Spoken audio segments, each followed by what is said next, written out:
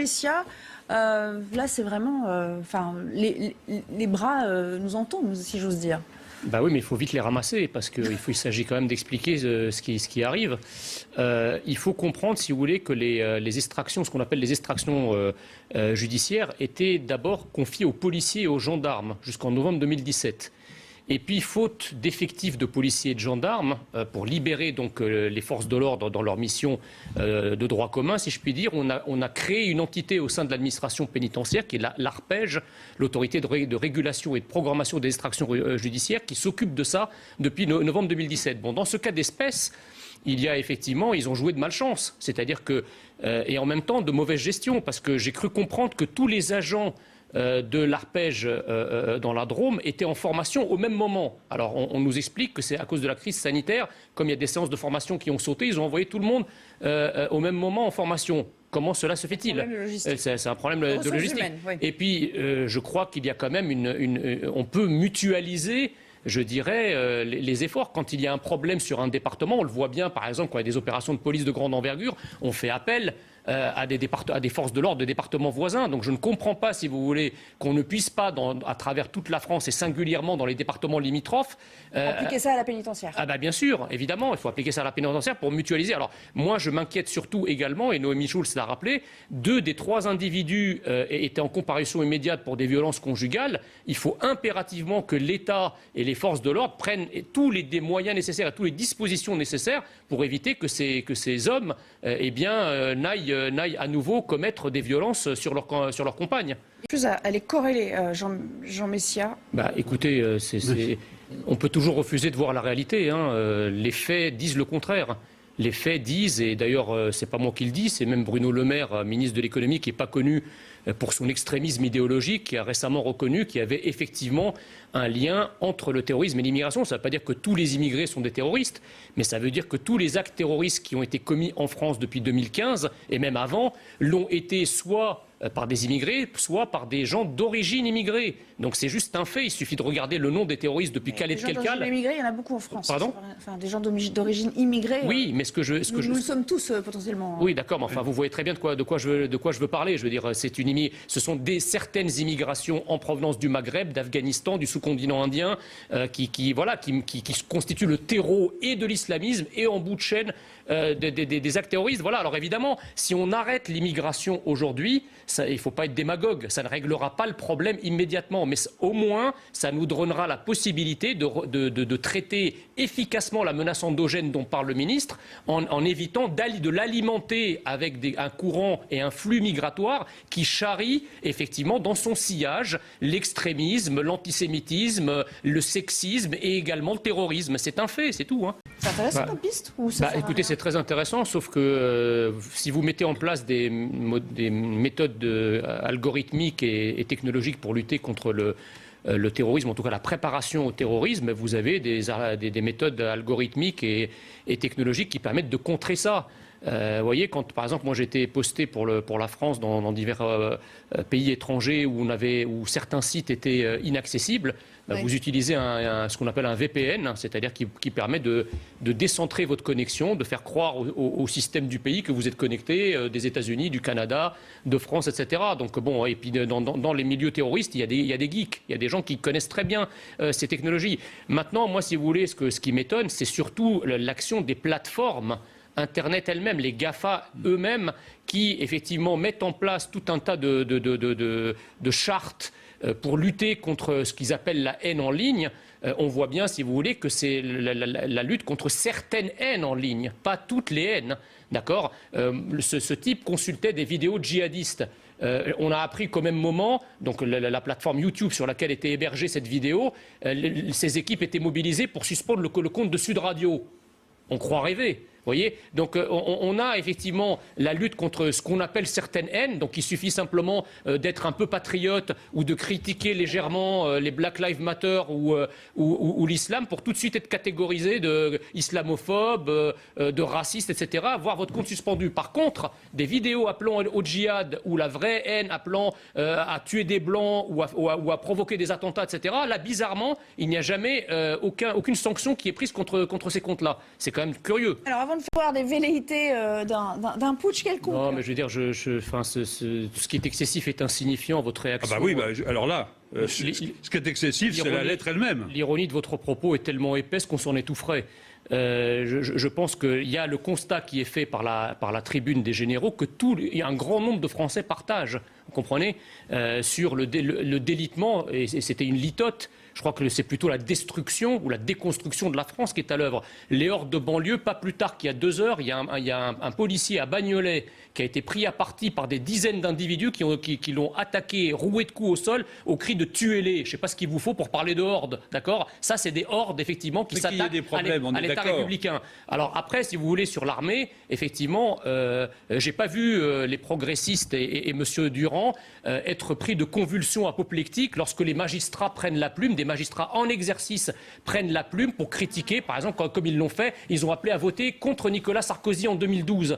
Est-ce que c'était pas là une immixtion d'institutions et de représentants d'institutions républicaines dans le débat politique? J'ai vu aucune de ces belles âmes qui aujourd'hui viennent la ramener sur les plateaux réagir à ce moment-là. Mais le débat, il portait aussi sur leur rôle de militaire et le devoir de réserve. D'abord, c'est vrai que dans l'armée en France, elle a un rôle particulier. On a effectivement l'exemple du putsch des généraux, le général Boulanger, enfin tout ça, ça reste dans notre histoire. Mais il y a aussi De Gaulle, il y a aussi Bonaparte qui était un général. Donc après, de quelque côté qu'on se trouve, on peut avoir une opinion différente. Voilà, les militaires, comme tout citoyen, notamment des militaires à la retraite, peuvent prendre la plume et s'exprimer. Et les hommes politiques peuvent très bien les soutenir, que ce soit des magistrats, des militaires. Chacun est libre de parole et chacun est libre de soutenir qui il veut. Ou alors on n'est pas en démocratie. Il nous reste très peu de temps.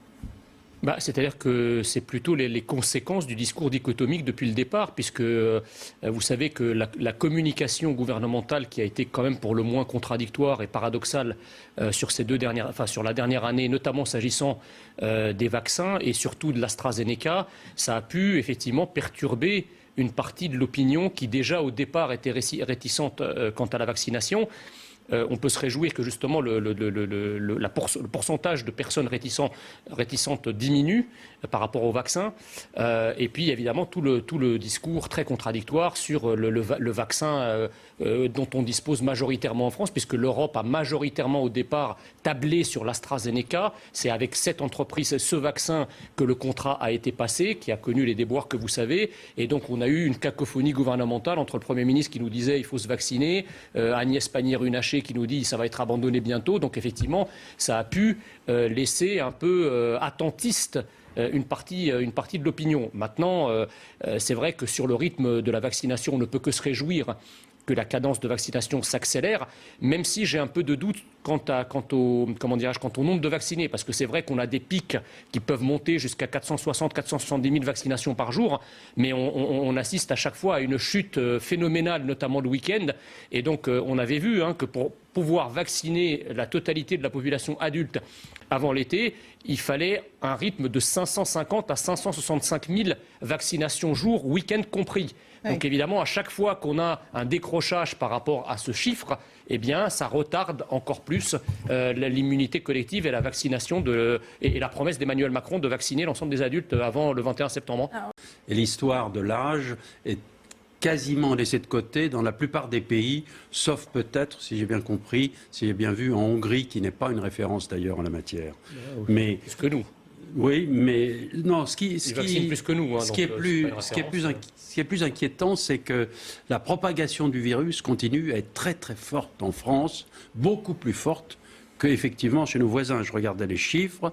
La France est aujourd'hui l'un des pays où l'incidence la plus forte. Presque 2 fois plus de nouveaux cas quotidiens rapportés par population qu'en Italie et qu'en Allemagne, 13 fois plus qu'au Royaume-Uni. Donc, mais qui est largement vacciné déjà, on le sait. Oui, mais il faut voir les choses telles qu'elles sont dans notre pays. Et les nouveaux variants continuent à inquiéter. Vous avez les chiffres pour la Hongrie ou pas ? J'ai pas exactement les chiffres pour la Hongrie, mais je pourrais vous les donner si vous voulez dans un moment. Pourquoi ça vous c'est facile de le coincer là-dessus. Enfin, je veux dire, il n'est pas venu non plus avec. Vous les avez, vous ? Non, c'est pas ça. C'est que M. Burga critiquait la Hongrie il y a un instant, mais il me semble que la Hongrie vaccine beaucoup plus que la France, notamment parce que ils ont adopté une stratégie nationale aux côtés de la stratégie européenne, ce qui leur permet une couverture un peu plus large. Je vous le répète, ils vaccinent avec un vaccin qui n'a pas été. Sûr, comme la Hongrie n'a pas été validé. C'est pas la même. Oui, mais comme vous n'avez pas l'heure d'apprécier le régime politique hongrois, évidemment, tous ces résultats doivent être foireux. C'est vrai. Qu'est-ce que vous attendez d'Emmanuel Macron vendredi ? On n'a pas encore de détails sur la forme que ça prendra, mais néanmoins... Ce que j'attends, c'est qu'ils ne s'engagent pas auprès d'artistes comme Selena Gomez, à qui il a promis d'envoyer des vaccins en Afrique, alors que la France en manque cruellement. Déjà, si on pouvait commencer par vacciner notre propre population, et si on a effectivement du rab, on peut l'envoyer ailleurs, mais si on ne peut reste pas priver sérieux, la France. Non, mais je suis sérieux. Si on reste sérieux, il va pas parler de ça vendredi. Je suis Il va pas sérieux. parler de ça vendredi. Emmanuel Macron s'est engagé publiquement, en répondant à un tweet, et vous le savez, de l'artiste Selena Gomez, en disant que, promis, on allait envoyer des stocks de vaccins à ceux qui n'en ont pas, notamment des pays africains. Donc c'était tout à fait sérieux. C'est le président de la République qui le dit, c'est pas moi. Vendredi, c'était pas ma question. Donc je vous la réitère. Vendredi, qu'est-ce qu'il pourrait annoncer et qui irait dans le bon sens Écoutez, moi je crois que les Français n'en peuvent mais. Ça fait maintenant plus d'un an que nous vivons sous des restrictions sanitaires qui encadrent et enferment à l'excès les libertés individuelles et les libertés publiques. Il suffit simplement de parcourir les rues de Paris ou des grandes villes un vendredi après le couvre-feu ou un samedi après le couvre-feu et vous vous rendrez compte qu'effectivement les gens commencent à sortir, commencent à aller les uns chez les autres. C'est pas quelque chose que j'encourage, mais on sent quand même que la cocotte minute, elle n'en peut plus, quoi. Ça va exploser. Donc je pense que Emmanuel Macron n'aura pas le choix, et quel que soit d'ailleurs l'état pandémique de la France, il n'aura le choix que d'ouvrir progressivement. C'est un peu une méthode Coué, parce qu'encore une fois, socialement, économiquement, psychologiquement, les Français n'en peuvent plus. Jean Messia, il faut être intraitable en la matière, il faut fermer les frontières. Je partage quelque peu le diagnostic de M. Burga. C'est vrai qu'il y a des pays qui sont dirigés et des pays qui ne le sont pas, à commencer par le nôtre. Puisque pour être d'abord un pays, il faut avoir des frontières. Si vous n'avez pas de frontières, on ne sait pas de quel pays vous parlez, en fait. Parce qu'un pays, c'est d'abord une géographie, avec des frontières nationales. Bon, il n'y a pas que les exemples que vous citez qui arrivent à mettre en place des contrôles aux frontières et à contrôler la frontière. Au Canada, par exemple, moi j'ai un ami qui est parti du Canada au Caire. Il veut revenir au Canada. On lui impose effectivement une quarantaine à ses frais. Et il ne peut pas revenir pour l'instant. Et le Canada, ce n'est pas la Corée du Nord, hein. C'est une démocratie moderne comme la nôtre. Et vous pouvez aller en Nouvelle-Zélande, en Australie, qui sont des démocraties également, et le régime est exactement la même chose.